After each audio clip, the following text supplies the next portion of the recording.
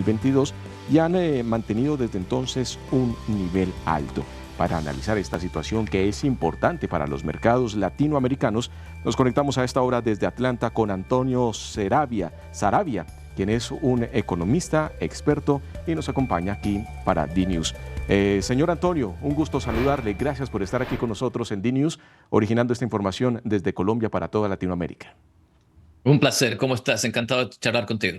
Muy bien, hablemos de economía y sobre este dato del 3,4%. ¿Qué representa esto para la población estadounidense y que esté por encima del sondeo esperado por los expertos en los Estados Unidos? Bueno, lo que significa es que la inflación es como la película, ¿no? Es dura de matar. Es complicado. Los precios son tercos.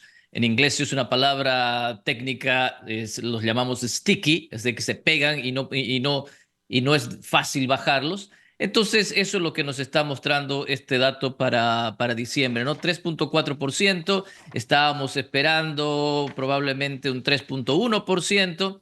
Así que un 3,2%, entonces fue un poquito más allá de lo esperado. Acuérdate que la inflación interanual de noviembre era de 3,1%, así que técnicamente hay una subida de la inflación, pero bajita. Para que la gente tenga esto en perspectiva, porque siempre es importante, ¿no?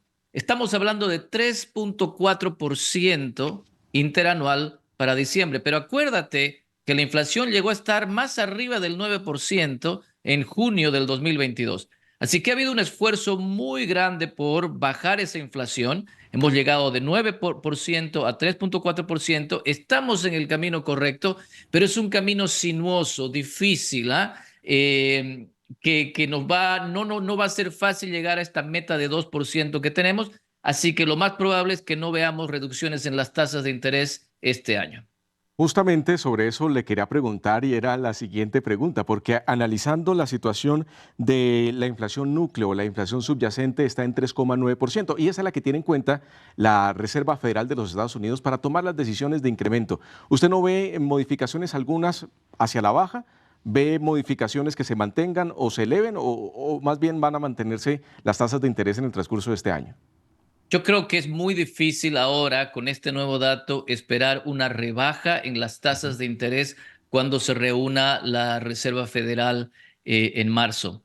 Entonces, estaban pronosticadas unas 6 bajas este año la tasa de interés. Yo no creo que vayan a ser 6. Este dato pone un poco de paños fríos. Tengamos cuidado, la inflación es dura de matar. Sigamos haciendo el esfuerzo para bajar esa inflación y eso significa no reducir las tasas de interés. ¿Cómo nos afecta eso en Latinoamérica? Pues nos afecta muchísimo, porque si las tasas de interés no bajan, significa que cada vez que nosotros nos hacemos préstamos, Argentina recién se acaba de Ujú. hacer un préstamo con el, Con con el el Fondo Fondo Monetario Monetario Internacional, Internacional, así Bolivia es. va a gestionar otro préstamo con las entidades financieras. Cada vez que nos hacemos préstamos, las tasas de interés son altas. Entonces, esto es un efecto importante a tomar en cuenta en Latinoamérica. Y eso también desincentiva un poco la inversión en capital, en TES para los países latinoamericanos, que ese dinero se quede en los Estados Unidos. Correcto. Es cuando las tasas de interés son altas, eso atrae depósitos al país que tiene la tasa de interés alta, ¿no? Entonces muchos depósitos se irán a Estados Unidos, no se irán a Latinoamérica, número uno. Y segundo, como decía antes, cuando te quieres prestar la plata, la puedes encontrar, pero a precios, digamos, a tasas, a precios mayores, ¿no? Vamos a ver cómo se desenvuelve esto. Tampoco es el fin del Ujú. mundo, es un poquito más allá de lo que habíamos esperado, pero creo que estamos en el camino correcto hacia el 2%.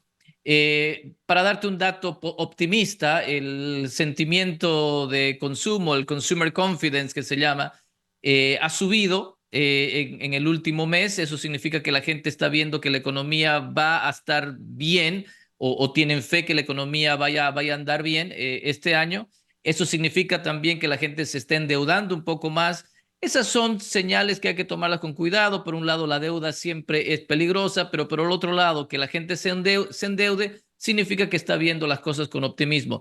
Otro dato más de optimismo, los salarios nominales rebasaron por fin a la inflación. Es decir, que en términos de salarios reales, la gente va a empezar a ganar más dinero y estas son cosas positivas. Así que vamos a ver cómo se desenvuelve esto. Hay que esperar el dato a enero, febrero y ver qué va a hacer la Reserva Federal en marzo.